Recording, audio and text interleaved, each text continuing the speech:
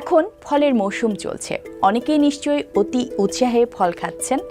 কোন ফলে কি উপকার, কতটা খেলে ক্ষতিকর হতে পারে, এসব বিষয়ে আজ আপনাদের জানানোর চেষ্টা করব। বাংলাদেশের গ্রীষ্মকালীন কয়েকটি ফলের বিষয়ে জেনে নেওয়া যাক। বাংলাদেশে এপ্রিল মাস থেকেই কাঁচা আম পাওয়া যায়, তবে পাকা আম আসতে শুরু করে মে মাস থেকে। স্বাদ, পুষ্টি ও গন্ধে জনপ্রিয় একটি ফল আম। বাংলাদেশের কৃষি তথ্য সার্ভিসের বর্ণনা অনুযায়ী আয়রন ও সোডিয়ামের ঘাটতি পূরণে বেশ কার্যকরী আম রক্তে ক্ষতিকারক কোলেস্টেরলের মাত্রা কমায়, ডায়াবেটিসের সঙ্গে লড়াই করে, ক্যান্সার কোষকে মেরে ফেলতে সাহায্য করে। আমে রয়েছে উচ্চ পরিমাণ প্রোটিন, যা জীবাণু থেকে দেহকে সুরক্ষা দেয়। আমে রয়েছে ভিটামিন এ, যা দৃষ্টিশক্তি ভালো রাখে, চোখের চারপাশের শুষ্ক ভাবও দূর করে। পাকা আমে কাঁচা আমের তুলনায় শর্করার পরিমাণ বেশি থাকে। কাঁচা আম দেহের শক্তি বাড়াতে সাহায্য করে। পুষ্টিবিদ সৈয়দা শারমিন আক্তার বলছেন, পাকা আমে গ্লুকোজ বেশি থাকার কারণে অল্প খেলেই ডায়াবেটিক রোগীদের জন্য সমস্যা হতে পারে, কিন্তু কাঁচা আম খাওয়া ডায়াবেটিক রোগীদের জন্য কোনো ধরনের সমস্যা নয়। স্ট্রোকের রোগী ও নিউরোলজিক্যাল বিভিন্ন সমস্যা থাকলে তাদের জন্য কাঁচা আম খুব উপকারী। পুষ্টিবিদেরা বলছেন, বাংলাদেশে কাঁঠাল গরিবের আমিষ হিসেবে পরিচিত। কাঁচা থেকে শুরু করে সবভাবেই খাওয়া যায় এই ফলটি, অর্থাৎ এর প্রতিটি অংশই খাদ্য হিসেবে ব্যবহৃত হয়।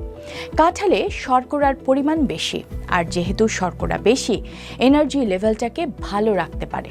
এতে আছে thymine, riboflavin, calcium, potassium, iron, sodium, zinc এবং নায়াসিন নামক বিভিন্ন প্রকার পুষ্টি উপাদান। কাঁচা কাঁঠালের ফাইবারের পরিমাণ পাকা কাঁঠালের তুলনায় বেশ কয়েক গুণ বেশি, তাই ডায়াবেটিক মানুষের জন্য কাঁচা কাঁঠাল উপকারী।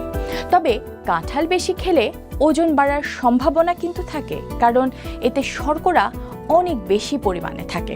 পুষ্টিবিদ সৈয়দা শারমিন আক্তার বলছেন, ভাত কমিয়ে কাঁঠাল খেলে লাভ হয়তো আছে, নয়তো হিতে বিপরীত হতে পারে। এই কাঁঠাল কারো কারো ক্ষেত্রে হজম বৃদ্ধি করে, আবার উল্টোটাও দেখা যায়। কারো কারো ক্ষেত্রে পেট ফুলে যায়, হজমে সমস্যাও হয়।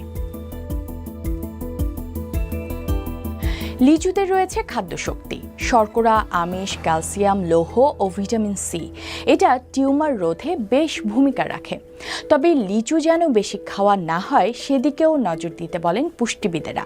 বেশি লিচু খেলে বদহজম হতে পারে। এছাড়া খালি পেটে লিচু খাওয়াও কিন্তু ঠিক নয়।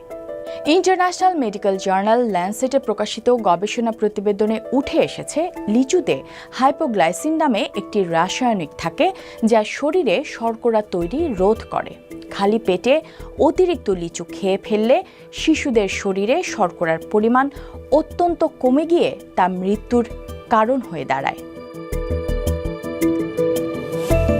জাম শরীরের হাড়কে মজবুত করে, ডায়রিয়া ও আলসার নিরাময়ে ভূমিকা রাখে।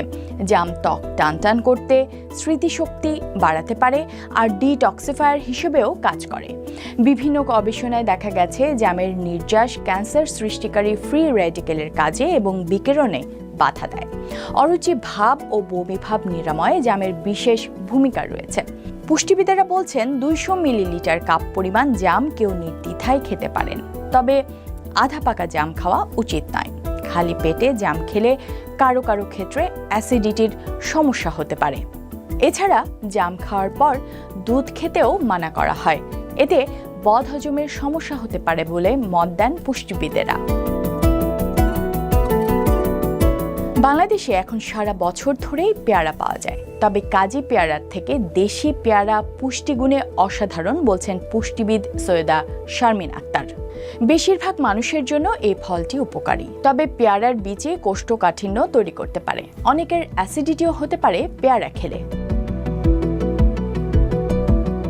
তরমুজে রয়েছে প্রচুর অ্যান্টিঅক্সিডেন্ট, যা স্ট্রেস কমিয়ে দেয়। এছাড়া প্রোস্টেট ক্যান্সার, কোলন ক্যান্সার, ফুসফুসের ক্যান্সার ও স্তন ক্যান্সারের ঝুঁকি কমায়। তরমুজে প্রচুর পানি থাকে, তাই কিডনি রোগীরা এই ফল খেতে পারেন না। আর পানি আছে বলেই যে একটু পরপর তরমুজ খাবেন কেউ, সেটাও শরীরের জন্য উপকারী নয়। অতিরিক্ত পরিমাণে তরমুজ খেলে বদহজম ও অ্যাসিডিটি তৈরি হতে পারে। আমড়া, জামরুল, বেল, লটকন সহ বাজারে এখন বহু দেশি ফল রয়েছে, যেগুলো বেশ উপকারী ফল। পুষ্টিবিদেরা তাই বলে আসছেন, ফল খাওয়া ছেড়ে দিলে চলবে না, আবার বেশিও খাওয়া যাবে না। নিজের শারীরিক অবস্থা বুঝে প্রয়োজনে বিশেষজ্ঞের পরামর্শ নিয়ে সঠিক মাত্রায় সঠিক সময়ে ফলমূল খাওয়া উচিত।